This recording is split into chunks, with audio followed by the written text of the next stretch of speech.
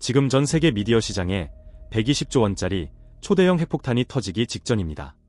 만약 이 거래가 성사된다면 여러분은 넷플릭스에서 해리포터와 배트맨, 왕좌의 게임을 무제한으로 보게 될지도 모릅니다.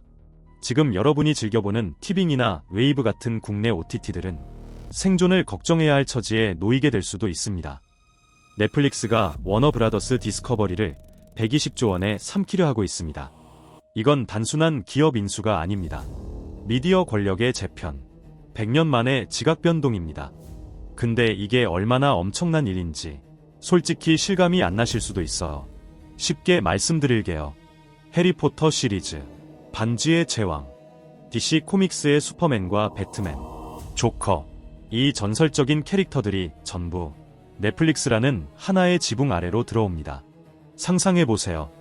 넷플릭스 오리지널로 제작되는 해리포터 드라마, 조커와 오징어 게임이 한 화면에 뜨는 날, 그게 현실이 될 수도 있다는 겁니다. 827억 달러, 우리 돈으로 약 120조 원입니다. 근데 더 놀라운 건 이겁니다. 넷플릭스가 이걸 전액 현금으로 지불하겠다고 나섰어요. 주당 27.75달러, 워너 주주들에게 그냥 쏴주겠다는 겁니다. 물론 422억 달러 정도는 은행에서 빌린 브릿지론으로 충당한다지만 120조 원을 현찰 박치기로 낼 수 있는 기업이 전 세계에 몇이나 될까요? 이건 넷플릭스가 선전포고를 한 겁니다. 이제 콘텐츠 시장은 내가 완전히 접수한다. 하지만 이 거대한 합병이 순탄하게만 흘러갈 리가 없죠. 가장 큰 걸림돌, 역시 반독점 규제입니다. 미국 법무부, 영국, 전 세계 규제 당국이 눈에 불을 켜고 지켜보고 있습니다. 넷플릭스가 워너를 인수하면 미국 스트리밍 시장 점유율이 단숨에 30%를 넘기게 되거든요. 시장의 경쟁을 해친다. 소비자 선택권을 제한한다. 이런 우려가 나올 수밖에 없습니다. 실제로 2월 3일 미 상원 청문회에서 무슨 일이 있었는지 아세요? 테드 서렌도스 넷플릭스 CEO가 불려나갔습니다. 너네 너무 커지는 거 아니냐? 콘텐츠 다양성 해치는 거 아니냐? 여기서 재미있는 건 넷플릭스의 방어 논리입니다. 서렌도스 CEO가 뭐라고 했냐면요. 워너 콘텐츠에 HBO 맥스까지 더해지면 소비자는 더 많은 볼거리를 더 싼 가격에 즐길 수 있다. 넷플릭스 하나만 구독하면 해리포터도 보고 왕좌의 게임도 볼 수 있으니 소비자한테 이득이라는 거죠. 게다가 미국 엔터 산업을 키워서 글로벌 경쟁력을 높이겠다. 애국심에 호소하기도 했습니다. 근데 이게 과연 먹힐까요? 특히 트럼프 행정부에게. 트럼프 2기 행정부는 반독점 규제를 완화할 거라는 기대도 있지만 워낙 어디로 튈지 모르는 게 트럼프잖아요. 경쟁사들의 견제도 만만치 않습니다. 파라마운트의 스카이댄스 같은 곳에서는 대놓고 트럼프 대통령에게 로비를 시도한다는 소문까지 돌고 있어요. 실제로 서렌도스 CEO가 트럼프를 만났다는 사실을 인정하면서 묘한 긴장감이 흐르고 있습니다. 결국 이 세기의 딜은 정치적인 힘겨루기 양상으로 번질 가능성이 매우 큽니다. 만약 이 인수가 성사된다면 국내 OTT 시장은 그야말로 초토화될지도 모릅니다. 지금도 넷플릭스가 국내 시장 점유율 40% 이상을 차지하며 독주하고 있어요.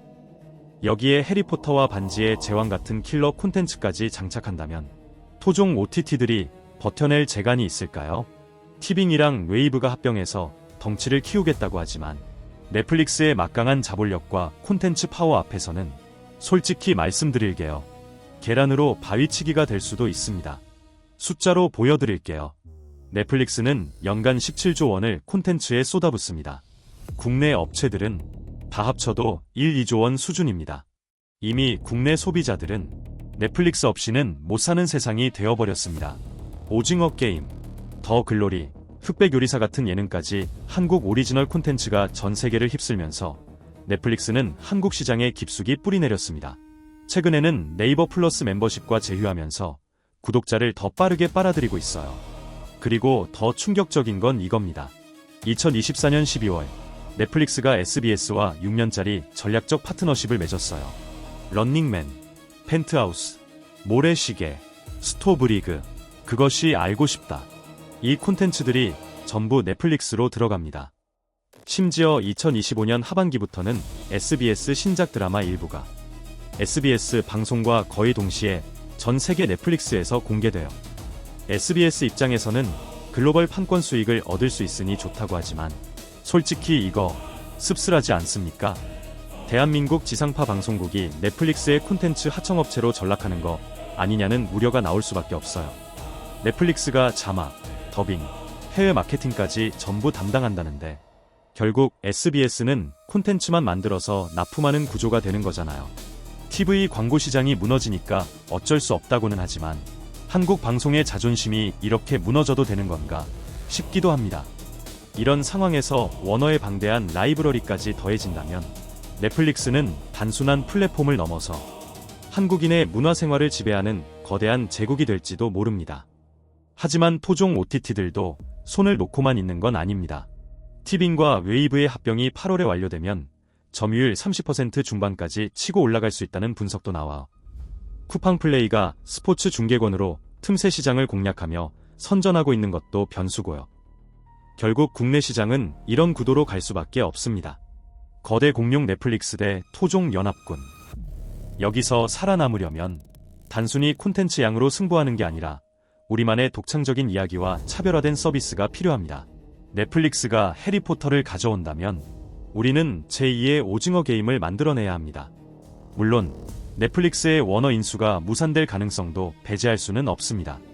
반독점 심사가 길어지면서 2027년까지 질질 끌 수도 있고 트럼프가 변덕을 부려서 불허할 수도 있으니까요.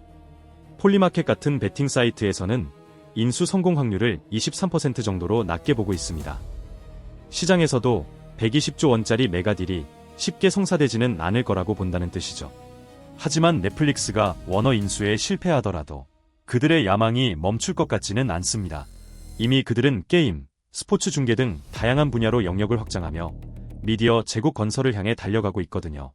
결국 이번 넷플릭스와 워너의 합병 시도는 단순히 두 회사가 합쳐지는 걸 넘어섭니다. 우리가 콘텐츠를 소비하는 방식 자체를 바꿀 수도 있는 거대한 흐름의 시작입니다. 극장이 사라지고 스트리밍이 모든 것을 대체하는 세상. 거대 플랫폼 하나가 전 세계인의 눈과 귀를 지배하는 세상. 그 세상이 올 수도 있습니다. 그게 유토피아일지 디스토피아일지는 아직 아무도 모릅니다. 하지만 분명한 건 지금 미디어 산업은 100년 만에 가장 큰 격변기를 맞이하고 있고 우리는 그 역사의 한가운데 서 있다는 사실입니다. 잠깐 상상 한번 해보세요. 넷플릭스 안에 벅스 바니가 뛰어다닙니다. 원더우먼이 날아다닙니다. 왕좌의 게임 프리퀄이 넷플릭스 오리지널 로고를 달고 나옵니다.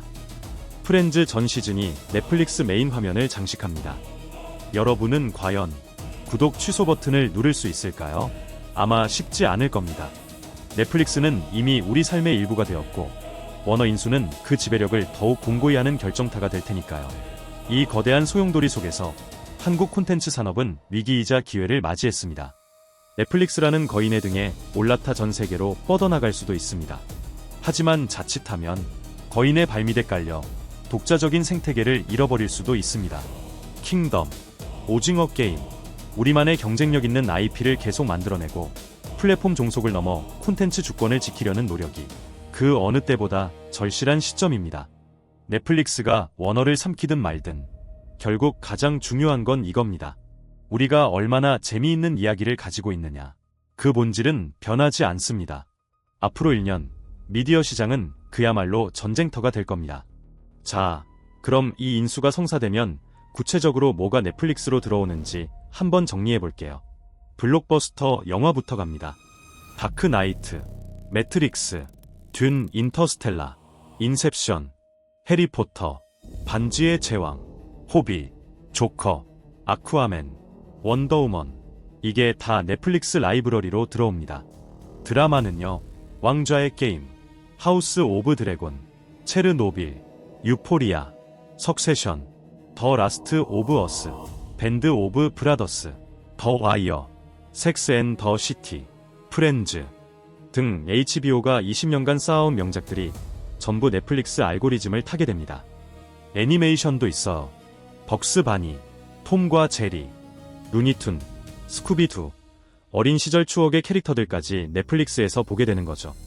그리고 앞으로 제작될 작품들, 해리포터 TV 드라마 시리즈. 이건 원작 7권을 10년에 걸쳐 시즌별로 제작하는 초대형 프로젝트예요. 왕좌의 게임 세계관 스피노프들, DC 유니버스 리부트 영화들, 배트맨, 슈퍼맨, 저스티스 리그가 넷플릭스 오리지널로 나올 수 있습니다. 이 모든 게 한 플랫폼에 모인다. 솔직히 재미는 있겠죠. 넷플릭스 하나만 켜면 할리우드 100년 역사가 다 있는 거니까요. 하지만 그만큼 무서운 겁니다. 선택지가 사라진다는 건 결국 넷플릭스가 원하는 대로 끌려간다는 뜻이니까요. 가격을 올려도 우리는 울며 겨자 먹기로 결제할 수밖에 없어요. 유튜브 프리미엄처럼요. 이번 인수가 가져올 나비 효과는 단순히 엔터테인먼트 산업에만 그치지 않을 겁니다. IT 기술, 통신, 광고 시장 등 연관 산업 전반에 엄청난 파장을 미칠 텐데, 넷플릭스는 이미 광고 요금제를 도입하며 광고 시장까지 넘보고 있거든요. 워너의 콘텐츠 파워를 등에 업고 광고주들을 끌어모은다면 구글이나 메타 같은 기존 광고 공룡들도 긴장해야 할 겁니다. 미디어와 기술, 자본이 뒤엉킨 이 거대한 싸움판에서 최후의 웃는 자는 누가 될지 정말 한 편의 스릴러 영화를 보는 기분입니다. 이번 딜이 성사되면 넷플릭스의 시가총액은 아마 천정부지로 치솟을 텐데, 주식 투자하시는 분들은 이미 계산기 두드리고 계시겠죠. 워너 주주들도 현금 두둑하게 챙길 생각에 싱글벙글할 테고, 파라마운트나 디즈니 주주들은 속이 좀 쓰릴 수도 있겠네요. 넷플릭스가 돈을 많이 벌어야 더 좋은 콘텐츠를 만들 수 있는 것도 사실이고, 워너도 생존을 위해 몸집을 불려야 하는 상황이니까요. 각자의 생존 전략이 맞물려 돌아가는 이 거대한 톱니바퀴 속에서 우리 소비자들은 그저 현명한 선택을 하면 되는 겁니다. 결국 넷플릭스도 소비자의 사랑 없이는 존재할 수 없는 기업입니다. 아무리 워너를 인수하고 덩치를 키워도 재미없는 콘텐츠만 내놓으면 외면받을 수밖에 없으니까요. 120조 원을 썼든 200조 원을 썼든 중요한 건 이거 볼 만한가 하는 시청자들의 냉정한 평가입니다. 넷플릭스가 초심을 잃지 않고 계속해서 우리를 설레게 하는 이야기들을 들려준다면 120조 원은 아깝지 않은 투자가 될 것이고, 그렇지 않다면 역사상 가장 비싼 실패로 기록되겠죠.